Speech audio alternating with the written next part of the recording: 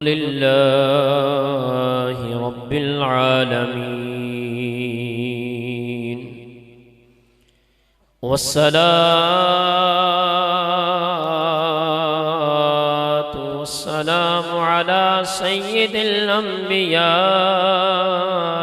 वल मुरसलीन अम्मा बअदु फ़अऊज़ु बिल्लाहि मिनश शैतानिर रजीम बिस्मिल्लाहिर रहमानिर रहीम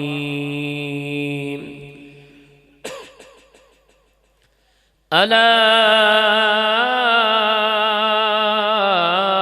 इन्न औलिया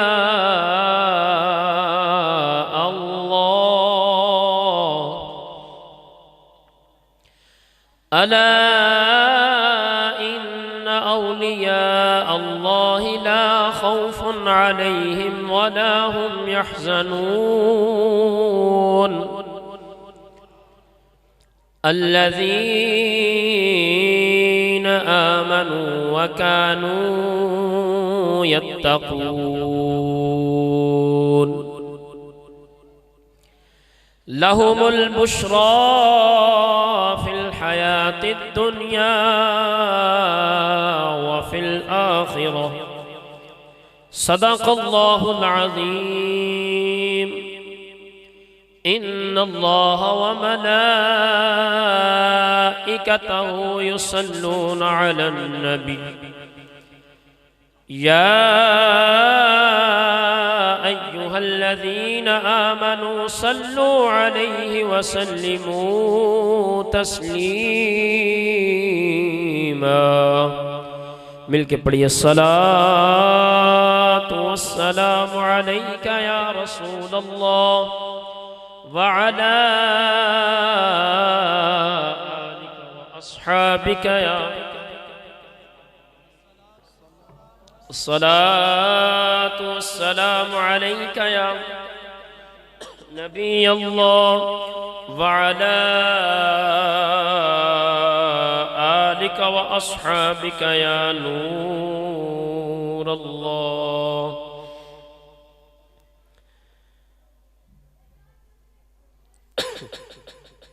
सय्यदी आला हज़रत इमाम अहले सुन्नत मुजद्दिदे दीन व मिल्लत परवाना शमअ रिसालत अशाह इमाम अहमद रज़ा खान फाजिल बरेली, आपने पीराने पीर रोशन ज़मीर कुतुबे जीलानी क़िंदीले नूरानी शेख अब्दुल कादिर जीलानी अल हसनी वल हुसैनी अल मारूफ हुजूर गौसे पाक, आपकी बहुत ही प्यारी मनक़बत लिखी। बयान के दरमियान एक दो अशार की भी वजाहत करूँगा। एक दो अशार पढ़ते हैं। आला फरमाते हैं वाह क्या मर्तबा गौस है बाला तेरा, वाह क्या मर्तबा गौस है बाला तेरा, ऊंचे ऊंचों के सरों से कदम आला तेरा, ऊंचे ऊंचों के सरों से कदम आला तेरा, सर भला क्या कोई जाने के है कैसा तेरा, सर भला क्या कोई जाने के है कैसा तेरा, औलिया मलते हैं आंखें, वो है तलवा तेरा, औलिया मलते हैं आंखें, वो है तलवा तेरा। मुस्तफा के तन बेसाया का साया देखा, मुस्तफा करीम के मुबारक तन का साया नहीं था, हुजूर के मुबारक जिस्म का साया नहीं था। ये अल्लाह ताला ने हुजूर की अजमत को बढ़ाने के लिए, हुजूर की शान को बढ़ाने के लिए ऐसा किया, ताकि बंदा जब चलता है तो बाज़ औक़ात साया किसी नापाक जगह पर आ जाता है, किसी के साये पर कदम आ जाते हैं, कहीं ऐसी जगह पर साया आता है कि जो मुनासिब नहीं होती। रब ताला को ये भी गवारा नहीं था कि मेरे महबूब के साये पर भी किसी का कदम आए। और आला हज़रत फरमाते हैं मुस्तफ़ा करीम के तन मुबारक का साया नहीं था, लेकिन अगर किसी ने हुजूर के मुबारक तन का साया देखना हो तो वो हुजूर गौसे पाक को देख ले, उसने हुजूर के मुबारक तन का साया देख ले। फरमाते हैं मुस्तफा के तन बेसाया का साया देखा, मुस्तफा के तन बेसाया का साया देखा, जिसने देखा मेरी जान चलवाए ज़ैबा तेरा, जिसने देखा मेरी जान चलवाए ज़ैबा तेरा, कसमें दे दे के खिलाता है पिलाता है तुझे।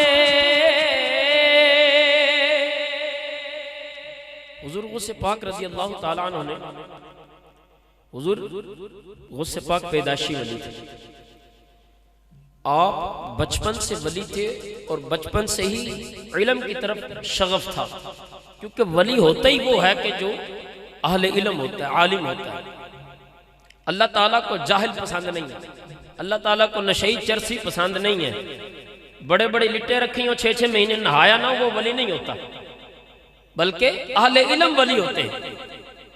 तो फरमाया कि हुजूर गौसे पाक रज़ी अल्लाह ताला को जब विलायत का मकाम आला मनसब मिला तो आपने रब ताला की बारगाह में ये कसम खा ली कि जब तक या अल्लाह तू नहीं खिलाएगा ना मैं नहीं खाऊंगा, जब तक तू खिलाएगा नहीं, खुद ऐ मौला तू खुद जब तक नहीं खिलाएगा मैं खाना नहीं खाऊंगा।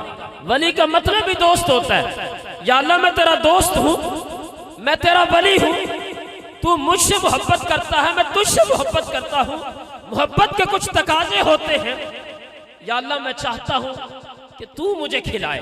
आपने कसम खा ली और कहा कि जब तक मेरा रब नहीं खिलाएगा ना तब तक मैं नहीं खाऊंगा। फरमाते हैं कि एक दिन गुजरा, 2 दिन गुजरे, कई दिन गुजरे। वली की यह करामत भी है, कई दिन बगैर खाए पिए भूखा भी रह सकता है।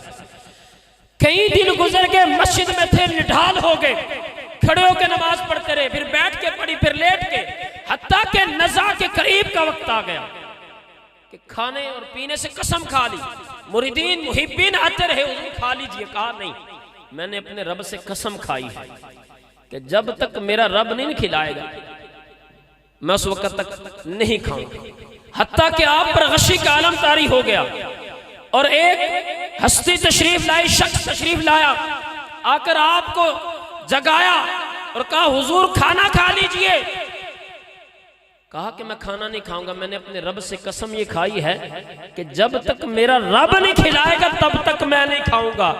तो वो आने वाला कहने लगा हुजूर गौसे पाक ए अब्दुल कादिर गवाह हो जाओ, मैं कसम खाता हूं कि आपके रब ने मुझे ये कहकर भेजा है कि जाकर मेरे महबूब वली को मेरी कसम दो, रब ने खाना भेजा है, खा लीजिए। इसीलिए वे फरमाते हैं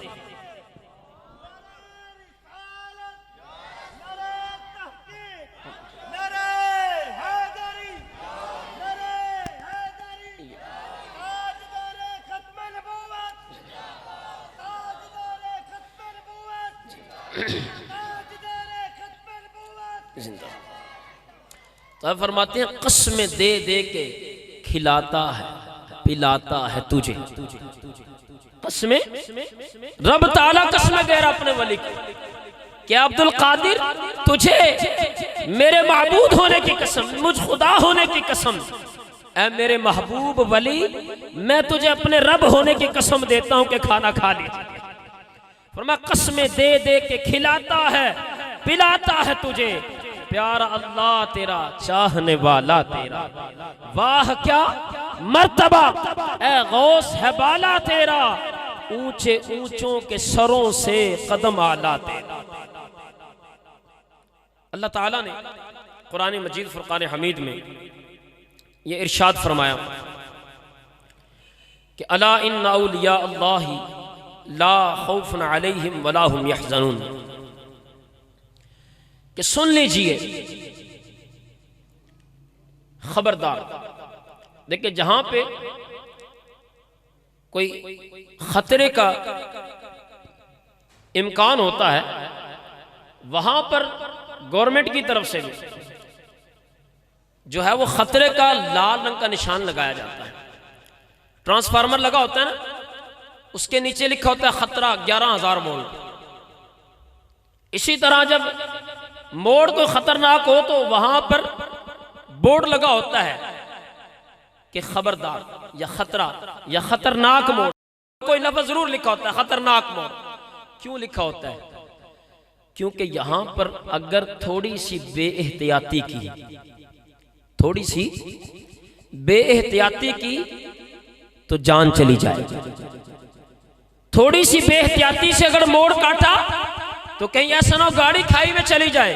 थोड़ी बेएहतियाती की कहीं ऐसा ना हो कि तारों को हाथ लग जाए, जान चली जाए।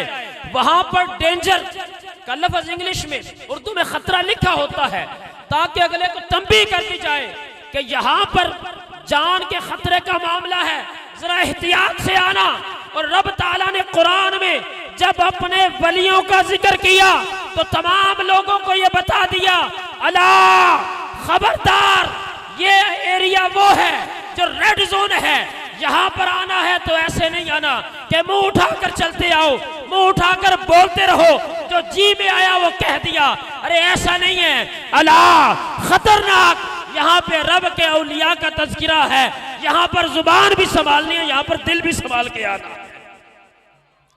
इसलिए रब ताला ने जब अपने औलिया का तज़किरा फरमाया तो रब ताला ने फरमाया कि अला, अभी आयत शुरू नहीं की, अगले अपने औलिया का जिक्र शुरू नहीं किया, बल्कि पहले फरमा दिया कि तमाम लोगों जो कुरान पढ़ रहे हो, सुन रहे हो, मेरे वली की बात करने जा रहे हो तो सुन लो, अला ये वो एरिया है जो नो गो एरिया है, ये रेड जोन है। यहाँ पर अगर चलना है संभल कर चलना है, बोलना है संभल कर बोलना है, और अगर सोचना है तो समझ कर सोचना, वगरना कहीं ऐसा ना हो कि बोलते बोलते या सोचते सोचते सोच आगे चली जाए और ये ईमान न लेकर चली जाए। इसलिए रब ताला ने फरमाया अला खबरदार। फिर आगे फरमाया अला इन्ना, फिर आगे ताकीद फरमाई इन्ना औलिया अल्लाह, कि बेशक अल्लाह के जो औलिया हैं, ला खौफुन, उन पर कोई खौफ नहीं है। उन पर कोई खौफ नहीं है। या अल्लाह उन पर खौफ नहीं, हमें बताने का क्या मकसद? खौफ तो उनको नहीं है ना, औलिया को। तो रब ताला कुरान में हमें बता रहे हैं कि मेरे औलिया को कोई खौफ नहीं है। तो या अल्लाह हमें बताया जा रहा है कि उनको खौफ नहीं। इसकी क्या वजह है? बहजतुल असरार के अंदर यह बात मौजूद है कि हुजूर गौसे पाक रज़ियल्लाहु ताला अन्हु आपके दौर मुबारक में 4 औलिया किराम जो सुलूक की मंजिल तय करते हुए वासिल हुए, वासिल से सालिक बने और सालिक से चलते चलते उनको अबदाल का जब दर्जा मिला तो वो सैर कर रहे थे, सैर इल्लाह की कोशिश कर रहे थे। तो हुजूर गौसे पाक की मजलिस से जब गुजरे तो उनके दिल में ये ख्याल आया कि हुजूर गौसे पाक है।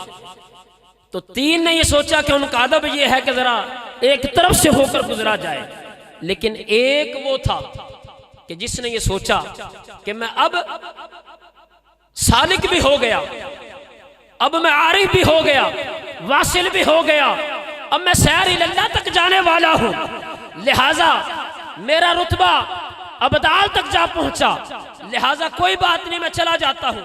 जैसे हुजूर गौसे पाक की मजलिस से गुजरा, बेअदबी हुई, उसी वक्त धड़ाम से नीचे आ गया।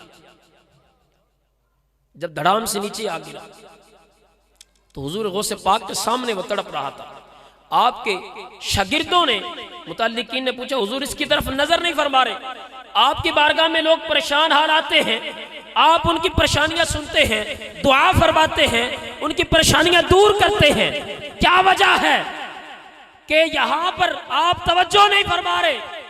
फरमाया कि ये सोच रहा था कि ये विलायत के आला दर्जे पर पहुंच गया और इस पर मेरा अदब लाजिम न रहा। रब ने कुरान में फरमा दिया, अला इन्ना औलिया अल्लाह ला खौफुन, अरे सुन लो, अल्लाह के जो औलिया है उनको कोई खौफ नहीं। यहाँ लोगों को बतलाना ये मकसूद है, औलिया को तो खौफ नहीं, लेकिन इनके बाद जो दीगर लोग हैं उनको औलिया की मजलिस में भी आना है तो आदाब से आना पड़ेगा। अगर वो बेअदबी से गुजरेंगे तो ये जान जा सकती। फरमाया, अला इन्ना औलिया अल्लाह ला खौफुन अलैहिम वला हुम यहज़नून, उनको ना दुनिया में कोई खौफ है किसी तरह का, न माल का, न मईशत का, न किसी चीज का, वला हुम यहज़नून। आगे मुजारे का सीगा इस्तेमाल फरमाया जो जमाना मुस्तकबिल पर दलालत करता है कि औलिया किराम वो है जिनको ना दुनिया में कोई खौफ है, वला हुम यहज़नून, ना वो क़यामत के दिन गमगीन होंगे। ये क्यों फरमाया? हदीस मुबारक है मिशकात शरीफ के अंदर। हदीस मुबारक ये है, कल बरोज़ क़यामत जब नफ्स नफ्सी का आलम होगा, 50,000 साल दिन होगा, तो उस वक्त लोग ये इंतजार में होंगे कि किसी तरह जो हिसाब शुरू हो, लेकिन हिसाब शुरू नहीं होगा।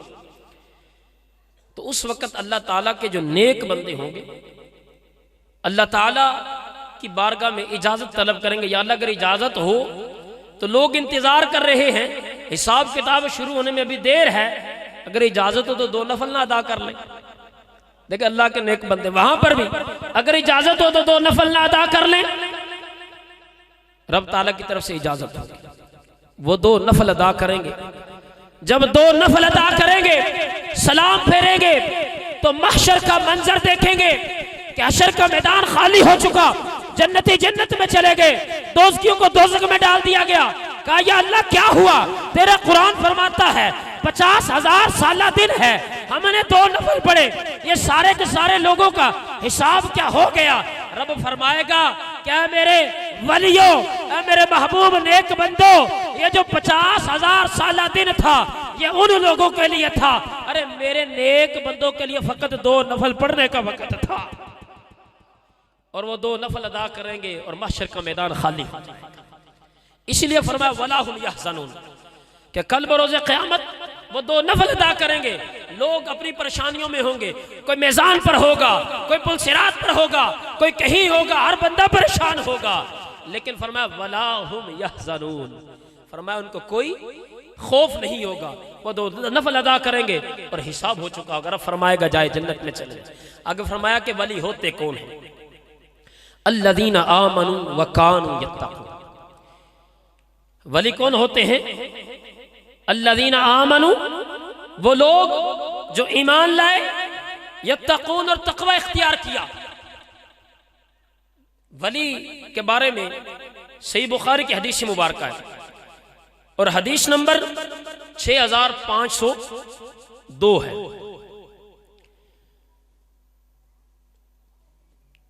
इस हदीस मुबारक में रब ताला ने, यह हदीस कुदसी भी है, यह बुखारी शरीफ और मुस्लिम दोनों की मुत्तफक़ुन अलैह हदीस है।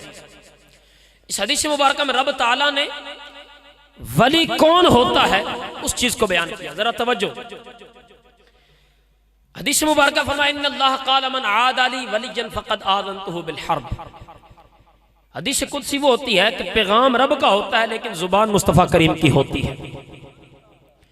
फरमाया कि इन्नल्लाह क़ाल मन आदा ली वलियन, बेशक अल्लाह ताला फरमाता है मन आदा, जिसने अदावत रखी, ली वलियन, मेरे वली से, फ़क़द आज़नतुहु बिल हर्ब, मैं उसके साथ ऐलान जंग करता हूं। ये याद रखिए, रब ने कुरान और हदीस में दो मकाम पर जंग का इरशाद फरमाया।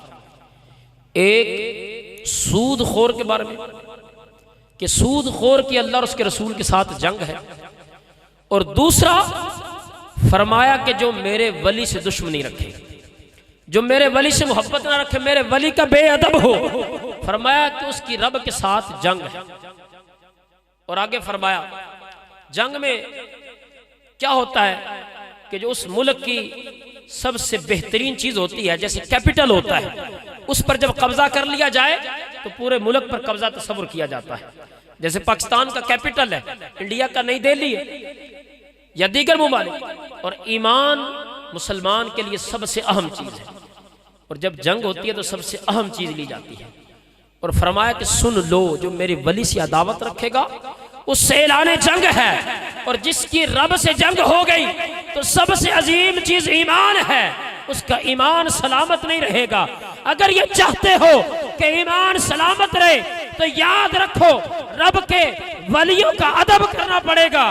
अगर रब के वलियों की जरा सी बेअदबी हो गई तो ईमान जाता रहेगा। नाराए तकबीर, नाराए रिसालत, नाराए तहकीक, नाराए हैदरी, अल्लाह मोहम्मद चार यार हाजी खाजा कुतुब फरीद। अब देखिए आगे इस हदीस मुबारक में फरमाया कि वमा तक़र्रब इलैया अब्दी, वली बनता कैसे? फरमाया वमा तक़र्रब इलैया अब्दी इल्ला मिम्मा फ़तरतु अलैहि। फरमाया कि वली तब बनता है कि मैंने जो उस पर चीजें फर्ज की हैं वो फर्ज चीजों की अदायगी करता है। नमाज फर्ज है, रोजा फर्ज है, ज़कात फर्ज है, अगर अल्लाह माल दे तो हज फर्ज है। अगर कोई बंदा ये कहे कि ये पीर साहब हैं, ये सैयद साहब हैं, या फलां साहब हैं, ये उस्ताद साहब हैं, जो भी हैं, लेकिन अगर वो फर्ज की पाबंदी नहीं करते वो वली नहीं हो सकते। सबसे अजीम हस्ती इस कायनात में जो तशरीफ लाई वो हुजूर पाक है। नबी पाक ने जिंदगी में कभी नमाज नहीं छोड़ी, बल्कि कुरान मजीद की आयत मुबारक या अय्युहल मुज़्ज़म्मिल क़ुमिल लैला इल्ला क़लीलन निस्फ़ह, क्या महबूब आप सारी रात नमाजें ना पढ़ें बल्कि निसफ रात पढ़ें। हुजूर पाक की रात को नमाजें पढ़ पढ़ के कदम मुबारक सूज जाते थे। रब हुजूर को फरमाता मेरा महबूब सारी रात नमाज अदा ना करो बल्कि इल्ला निस्फा, आप निसफ रात इबादत कर लिया करें, निसफ रात आराम कर लिया करें। हुजूर पाक ने कभी नमाज नहीं तरक की, हुजूर के सहाबा में से कभी किसी ने नमाज तरक नहीं की। मौला अली मुश्किल कुशा, तमाम वलियों के सरदार, तमाम सिलासल के मंबा, आपने कभी नमाज कज़ा नहीं की। हुजूर की गोद मुबारक में एक मर्तबा नमाज असर कज़ा हो रही थी, आंखों से आंसू जारी हुए। कहा अली आंसू क्यों जारी हुए? कहा हुजूर नमाज कज़ा हो गई। नबी पाक ने दुआ की, नमाज अदा करने के लिए सूरज को वापस लौटा दिया। ये नमाज की शान है कि नमाज अदा करने के लिए सूरज को वापस पलटा दिया, लेकिन नमाज कज़ा नहीं की। और आज पीर साहब आते हैं बैठक बैठे रहते, अजान हुई, नमाज हुई, जमात हुई, पीर साहब बैठक में। पीर साहब ने आख्या पीर साहब अजान हो गई, आदि साढ़े इत्थे नहीं होंदी, साड़ी मदीने होंदी। ते लंगर भी मदीने खा लो के, लंगर मुरीदां दा पाड़ना, पैसा मुरीदां दा लेना, पर नमाज मदीने होंदी। इंज है कि नहीं? पैसा भी मुरीदां दा ते लंगर भी मुरीदां दा, पर नमाज नहीं इत्थे होंदी। नमाज किथे? नमाज मदीने होंदी। हजरत इमाम हुसैन से बड़ा कुछ सैयद है, उनसे बड़ी शान की किसी पीर की? करोड़ों पीर उनके कदमों पर निसार। आपने करबला में नमाज पढ़ते हुए अपनी जान का नजराना पेश किया। अगर नमाज जरूरी ना होती तो वो भी आधे मदीने पढ़ांगे तो कूफे च पढ़न दी केड़ी लोड़, करबला च पढ़न दी केड़ी लोड़? तो वो करबला में नमाज ना पढ़ते अगर जरूरी ना होती। तो ये याद रखे, अगर कोई पीर हो, फकीर हो, भले कोई असीर हो, कैसा भी हो, अगर नमाजी नहीं है, समझ लीजिए वो फराडिया हो सकता है, वो पैसे का भूखा प्यासा हो सकता है, वो अपनी इज्जत और शान के लिए बड़ा हो सकता है, लेकिन वो पीर नहीं हो सकता। क्योंकि नमाज सबसे पहला फर्ज है। मौला अली ने कभी नमाज नहीं छोड़ी, इमाम हसन हुसैन ने कभी नमाज नहीं छोड़ी, और पीराने पीर, रोशन ज़मीर, कुतुब जीलानी, गौसे समदानी, हुजूर गौसे पाक रज़ी अल्लाह ताला, आपने कभी नमाज नहीं छोड़ी। तो ये आज के पीर कैसे कहते हैं, या आज के सैयद कैसे कहते हैं जी इसी सैयद बस नसब ही काफी है? अगर नसब काफी होता तो इमाम हुसैन का तो डायरेक्ट नसब था हुजूर से, वो तो डायरेक्ट हुजूर के नवासे थे, उनका डायरेक्ट नसब था। अगर नसब काफी होता बख्शिश के लिए तो उनको नमाजों की क्या हाजत थी, उनको रोजों की क्या हाजत थी? हजरत फातिमा का वो रोजों वाला वाक्य कितना मशहूर है, हसनैन करीमैन बीमार हुए तो रोजे रखे, उनको क्या हाजत थी? उनकी दुआएं कबूल होती थी, लेकिन नहीं, उन्होंने ये तमाम किया। और ये याद रखिए, हम जो कहते हैं कि ये औलिया किराम अल्लाह के वली हैं, तो हमारे ये वली ऐसे नहीं है कि 20-20 छापे पहन ली, अंगूठियां पहन ली, लंबे बाल रख लिए, गले में तस्बीहां पहन ली, कड़े पहन लिए। हालांकि मर्द के लिए सोना पहनना हराम, मर्द के लिए एक चांदी की 4.5 माशे से ज्यादा अंगूठी पहनना हराम, मर्द के लिए लंबे बाल कंधों से ज्यादा रखना हराम। अरे जो हराम का मुर्तकिब है, हराम पर हराम कर रहा है, वो बदकार सियाकार तो हो सकता है, वो अल्लाह का वली नहीं हो सकता। अरे अल्लाह के नेक बंदो, वली का माना दोस्त है। वली का क्या माना है? क्या माना है? हम जिससे बदबू आ रही हो, जिसके कपड़े साफ ना हो, हम उसको दोस्त नहीं रखते। नशई चरसी भंगी को हम दोस्त नहीं रखते। अरे अल्लाह के दोस्त बना रहे हो तुम उनको, वो वली अल्लाह का मतलब अल्लाह का दोस्त है, और तुम ऐसे नशई भंगी चरसियों को अल्लाह का दोस्त बना रहे हो। अल्लाह की ये शान नहीं है कि अल्लाह जुहला को अपना दोस्त बनाए, अल्लाह की ये शान नहीं है कि अल्लाह जो है वो नशई चरसियों को अपना दोस्त बनाए, बल्कि रब की शान ये है कि रब ताला अहले इल्म को अपना दोस्त बनाता है। कुरान में और हदीस मुबारक में, और इसी तरह औलिया के अक़वाल में ये है। हजरत इमाम गौसे पाक फरमाते हैं, दरस्तुल इल्मा हत्ता सिरतु कुतुबा, फरमाते मैं 40 साल इल्म पढ़ता पढ़ाता रहा, यहां तक कि अल्लाह ताला ने मुझे विलायत का दर्जा अता फरमा दिया। 40 साल आपने इल्म हासिल किया। दरस्तुल इल्म हत्ता सिरतु कुतुबा, फरमाते मैंने 40 साल इल्म हासिल किया, फिर अल्लाह ने मुझे विलायत का मर्तबा अता फरमाया। हालांकि आप जो है वो जमादरू वली थे, उसके बावजूद आप सारी जिंदगी इबादत करते रहे, पढ़ते पढ़ाते रहे। आगे सुनिए हदीस मुबारका। फिर जब वली बन जाता है, जब वली बन जाता है तो फिर क्या होता है? सुनिए, फरमाया वमा यज़ालु अब्दी यतक़र्रबु इलैया बिन नवाफिल, फरमाया वली वो नहीं है जो सिर्फ फर्ज पढ़े, 4 फर्ज असर से पढ़े निकल गया, सुनता भी नहीं पढ़ी, शादियां भी नहीं पढ़ी, नफल भी नहीं पढ़े। फरमाया ना, वली वो होगा, अरे फर्ज तो फर्ज है, सुन्नत नवाफिल भी नहीं छोड़ेगा। फरमाया कि वमा यज़ालु अब्दी यतक़र्रबु इलैया, मुसलसल बंदा मेरे करीब होता रहता है, मेरे करीब और मेरे नजदीक आता रहता है। किससे? बिन नवाफिल, नफल अदा करने से, सदका खैरात करने से, दुरूद पाक पढ़ने से मेरे करीब होता रहता है। इसलिए पीर मेर अली शाह साहब की असर की 4 सुन्नतें रह गई थी, हुजूर ख्वाब में तशरीफ ले आए, कहा मेर अली क्या बात है, फर्ज नहीं छोड़े थे, असर की सुन्नतें छूटी थी। कहा कि मेरा नवासा होकर, मेरा बेटा होकर अरे असर की सुन्नतें छोड़ दी। हालांकि सफर में सुन्नतें छोड़ने की इजाजत थी, सफर में सुन्नतें छोड़ने की इजाजत थी। ये वली का मकाम होता है कि वली की सुन्नतें भी रह जाए, हुजूर ख्वाब में तशरीफ ले आते हैं। मा यज़ालु अब्दी यतक़र्रबु इलैया बिन्नवाफ़िल, वली नफल के जरिए मेरे करीब होता रहता है। फिर रब तआला फरमाता है, फिर क्या होता है, हत्ता उहिब्बहू, हत्ता कि वो मेरा महबूब बन जाता है, हत्ता कि वो मेरा महबूब बन जाता है। फरमाया फ़इज़ा अहबब्तुहू, अब असल बात आई। ये जो कहते हैं ना बाबे तो शाही कोई नहीं, तवज्जो जरा चाहिए।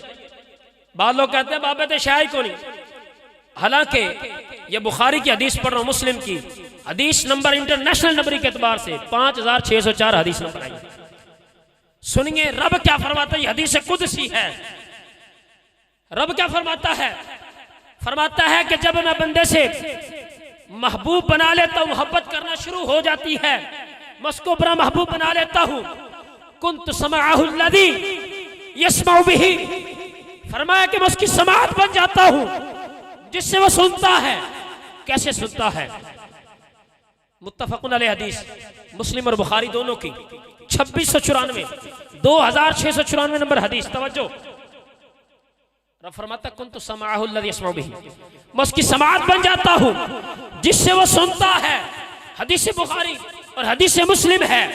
फरमाया कि हजरत सैयदना उमर बिन खत्ताब रज़ियल्लाहु ताला अन्हु एक मर्तबा जुमे का दिन है, मिंबर पर मौजूद हैं, खुतबा दे रहे हैं। खुतबे के दौरान अचानक फरमाने लगे, या सारियतल जबल, या सारियतल जबल, सलासतन, 3 मर्तबा फरमाया, फिर खुतबा देना शुरू कर दिया। ये बुखारी और मुस्लिम की हदीस है, 2694 नंबर हदीस है।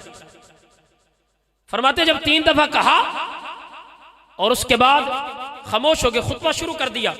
कुछ दिन गुजरे, जब नहामत के मकाम से मुल्क शाम से खबर आई,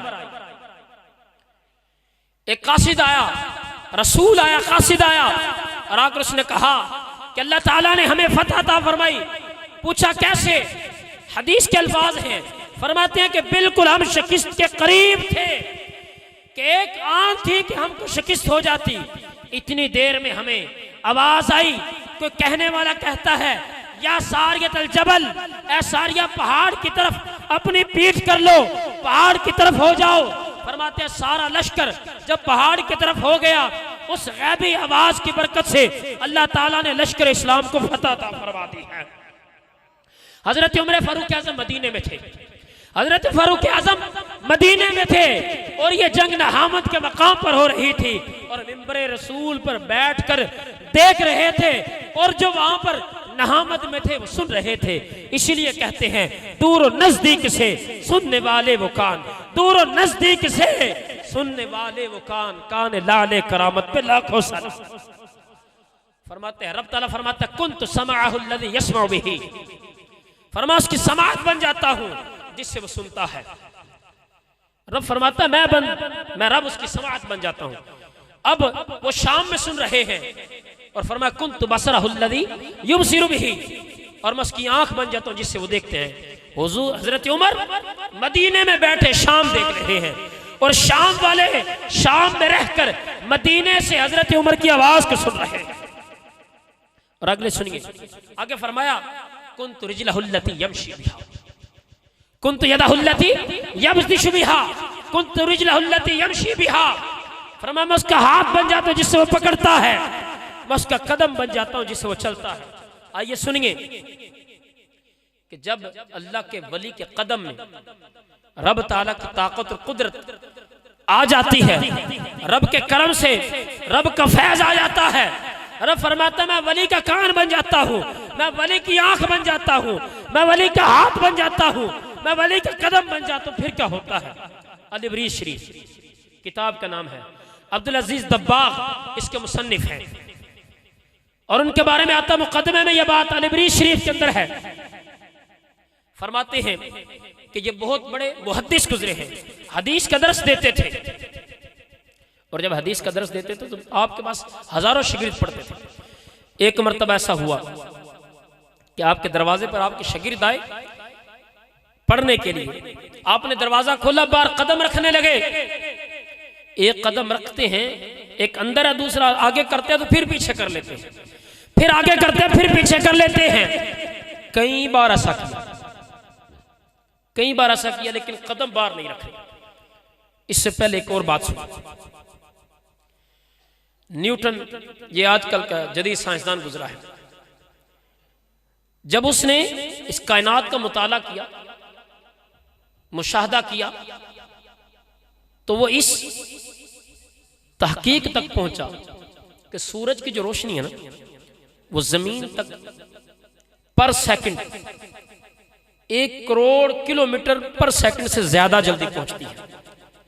1 करोड़ पर किलोमीटर से ज्यादा जल्दी पहुंचती है।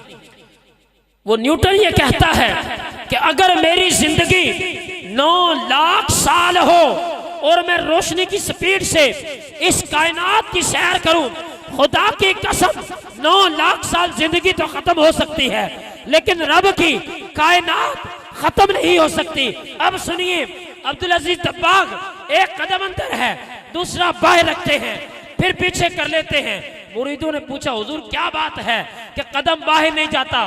फरमाया, रब फरमाता है कुन्तु रिजलहुल्लती यमशी बिहा, मैं अपने वली का कदम बन जाता हूं जिससे मेरा वली चलता है। मामला ये है कि मैं कदम बढ़ाता हूं तो रब की जमीन खत्म हो जाती है, मेरा कदम आगे निकल जाता है।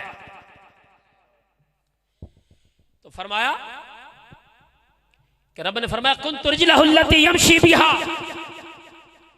मैं अपने वली का कदम बन जाता हूं जिससे वो चलता है। और लबरी शरीफ वाले फरमाते हैं, क्या आप बुजुर्ग कदम बाहर क्यों नहीं रखते?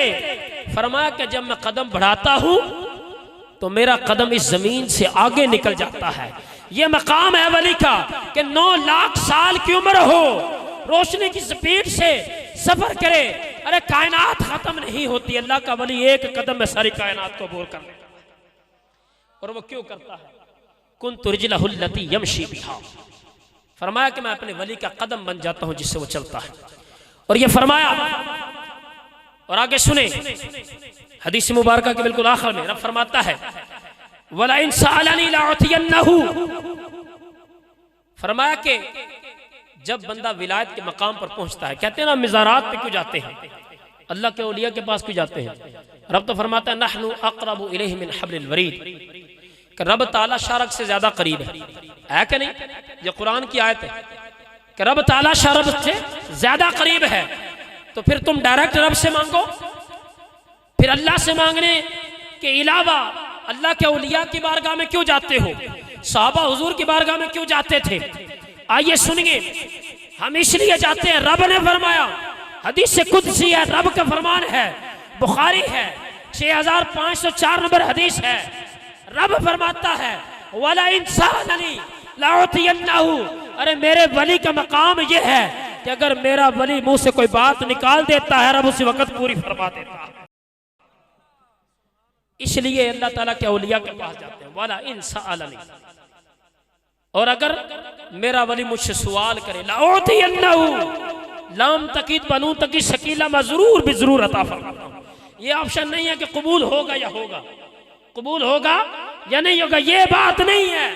फरमाया जरूर भी जरूर मैं उसको कबूल फरमाता हूं।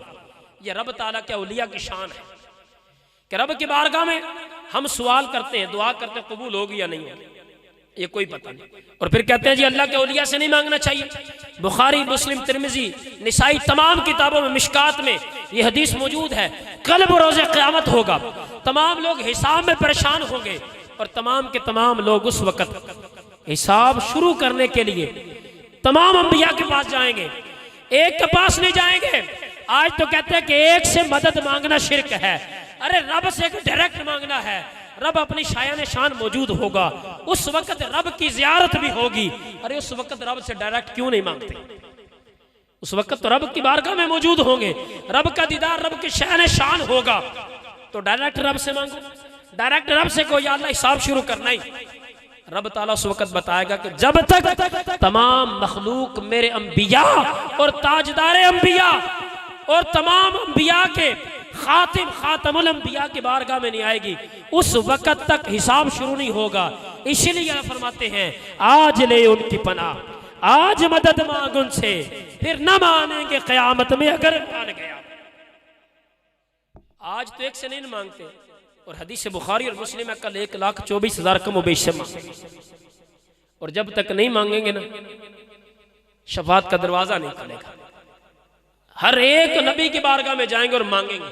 अगर मांगना शिरक होता, अगर मांगना तो रब ताला की बारगाह में रब के सामने शिरक करेंगे, फिर एक बंदा नहीं सारी मखलूक। अगर मांगना शिरक होता, वसीला शिरक होता, सिफारिश शिरक होती, शफाअत शिरक होती, तो ये बुखारी और मुस्लिम की हदीस है कि फिर रब की बारगाह में हाजिर होंगे, डायरेक्ट रब से मांगने की जुर्रत नहीं होगी। फिर क्या करेंगे? एक बंदा नहीं, एक नबी नहीं, तमाम मखलूक और तमाम अंबिया की बारगाह में मांगने जाएगी। जब तमाम मांगेंगे फिर शफाअत का दरवाजा खोला जाए। तो पता चला कि मांगना शिरक नहीं, वगरना ये सिलसिला ना चलता। और ये कई हदीसें, ये एक अलग मौजू है। और मैं ये बात कर रहा हूं कि रब ताला ने कुरान और हदीस में अपने वलियों की शान बयान की। आखिरी बात, कुरान मजीद पारा नंबर 16 में अल्लाह ताला ने हजरत मूसा और हजरत खिजर का वाक़या बयान फरमाया है। और उसमें बड़ी एक नुक्ते की बात है कि वली की शान क्या है। बाद लोग कहते हैं ना जी, आप तो ये कहते हैं कि वली मुर्दे जिंदा करते हैं। बुजुर्गों से पाक की कितनी करामत है इस मामले में। क्या कुरान में ऐसा है?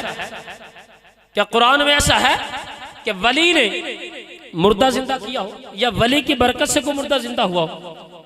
हम कहते हैं आइए कुरान सुनो, हम दिखाते हैं। हजरत ईसा का तो है, हजरत ईसा का तो बिल्कुल वाज़ेह, वो नबी है, उनका मौजज़ा है। क्या किसी वली का है? सुनिए, हजरत खिजर अलैहिस्सलाम के बारे में उलमा के दो कौल है। राजे कौल ये है कि हजरत खिजर अल्लाह के वली है, राजे कौल ये है। और हजरत मूसा जब उनके पास गए, कुरान मजीद में ये पूरा वाक़या है, मैं मुख्तसर करता हूँ। फलम्मा बलगा मजमा बैनहुमा नसिया हूतहुमा, कि जब हजरत सय्यदना मूसा और उनके खलीफा हजरत यूशा बिन नून, ये दोनों हस्तियां थीं, ये चलते रहे अल्लाह के वली की तलाश में ताकि इल्म लदुन्नी हासिल करें।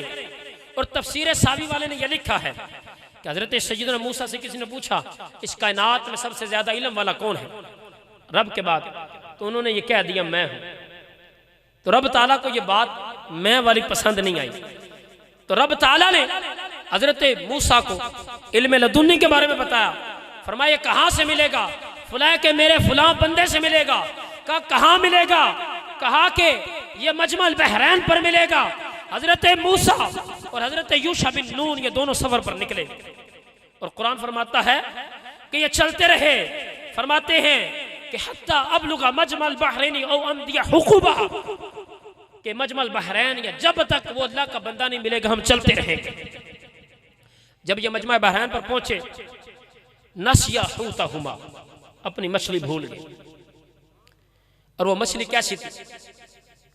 इस तफसीर में और हदीस मुबारक में आता है कि वो मछली भुनी हुई थी खाने के लिए। बल्कि कुरान में आगे आ भी रहा है कि हजरत सय्यदना मूसा अलैहिस्सलाम ने फरमाया कि हमारा सुबह का नाश्ता ले आओ। और नाश्ता जाओ जिंदा मछली का नहीं होता, जिंदा का होता है। और नाश्ता जिंदा मछली का होता है? नहीं, बल्कि नाश्ता पकी हुई भुनी हुई मछली का होता है। कहा कि आप मछली ले आए। तो हजरत यूशा बिन नून कहने लगे कि मैं तो मछली भूल गया। फरमाते हैं कि फइन्नी नसीतुल हूत, मैं मछली भूल गया। कहा कहां? फरमाया कि जहां पर हमने वो वक्फ किया था। और वहां पर रब ताला ने क्या फरमाया? फत्तखज़ सबीलहु फिल बहरी सरबा, वो मछली जिंदा हुई और मछली जो है उस टोकरी से निकली और निकल कर सुरंग बनाती हुई पानी में चली गई। फरमाया कि भुनी हुई मछली है। मुफस्सिरीन ने लिखा, हदीस में यह मौजूद है कि भुनी हुई मछली है। ये कैसे उस टोकरी से निकली और कैसे निकल कर पानी में चली गई? फरमाते असल में यह है कि वो मकाम मजमल बहरैन था, हजरत खिजर की फजाओं और मुअत्तर फजाओं की जगह थी। हजरत खिजर के वुजू के कतरात वहां गिरे थे। अल्लाह ताला के वली की बरकत से जब वो मछली उस फिजा में आई, अभी वली ने जिंदा नहीं की, उस फिजा में आई, हजरत खिजर के पानी के कतरों पर पहुंची, अल्लाह ताला ने उसको हयात अता फरमा दी। और ये कुरान का क्या है कि अल्लाह ताला के वली की फिजा में भी अगर कोई चीज आती है तो वो भी फैज पाती है। और ये देखिए, आज एक कपड़ा एक रुई से बनता है, थान बनता है एक फैक्ट्री में, एक वर्कर बनाता है, एक दुकान से बिकता है, और एक बंदा उसको खरीदता है, खरीद कर उसके दो टुकड़े करता है, एक का बिछोना बना लेता है और उस पर बच्चे पेशाब करते हैं, कदमों में रौंदा जाता है, उस बिछोने पर लेटा जाता है, लेकिन उसी थान के एक कपड़े से कुरान पाक का गिलाफ सिया जाता है। कपड़ा एक है, धागा एक है, फैक्ट्री एक है, वर्कर एक है, हर चीज एक है, लेकिन एक बिछोने पर गया नापाक हो गया, अरे दूसरा कुरान को लगा चूम के आंखों से लगाया जाता है। जब एक कपड़ा कुरान की निस्बत में आ जाता है तो उस कपड़े को यह मकाम हासिल हो जाता है कि उसको चूम के आंखों से लगाया जाता है।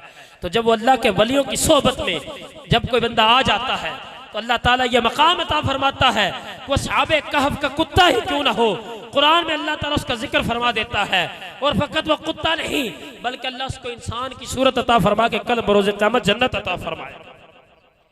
तो ये अल्लाह ताला के वलियों की संगत और सोहबत है कि जब अल्लाह ताला के नेक बंदों की सोहबत में ये चीजें आती हैं तो अल्लाह ताला ऐसा कर्म फरमाता है कि सोहबत की बरकत से अल्लाह ताला सोहबत में आने वाली चीज का मकाम बढ़ा देता है कि गिलाफ को लोग चूमते हैं, आंखों से लगाते हैं और उसका अदब करते हैं, हालांकि वो पहले वही कपड़ा था, लेकिन कुरान की संगत सोहबत मिली तो उसको मुकद्दस और मुअत्तर बना दिया।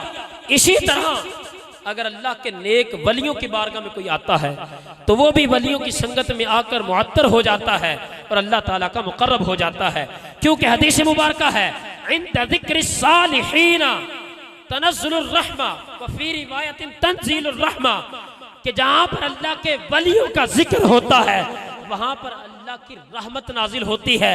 अरे जिक्र पर अल्लाह की रहमत नाजिल होती है, जहां वली खुद होता है वहां रहमतों का नुज़ूल कैसा हो। जहां पर जिक्र वली होता है वहां रहमत नाजिल होती है, और जहां वली खुद मौजूद है, इसीलिए हम वलियों की संगत में मिज़ार पर जाते हैं कि जब रहमत का नुज़ूल होगा तो कोई ना कोई छींटा हम पर भी गिर जाएगा, हमारा भी बेड़ा पार हो जाएगा। अल्लाह ताला की बारगाह में दुआ है कि अल्लाह ताला हम सबको वलियों का अदब करने और उनकी संगत में बैठने और उनसे मोहब्बत करने की तौफीक अता फरमाए। आमीन बिजाहि नबील अमीन सल्लल्लाहु तआला अलैहि वसल्लम। माशाअल्लाह, बहुत ही